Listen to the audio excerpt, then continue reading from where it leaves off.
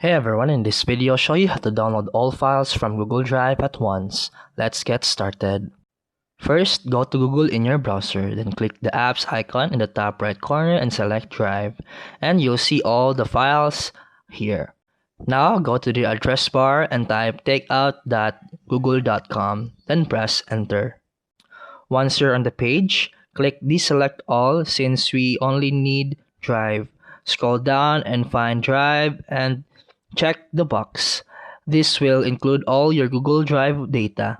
And after that, scroll at the bottom and click Next Step. Choose the Send Download link via email. Set the frequency to export once. For file types, choose Zip for easier access. Select your preferred file size. For example, 2 GB. Large exports will be split into multiple files. And after that, create export and now wait for the Google to prepare your files, and once ready, you'll receive an email.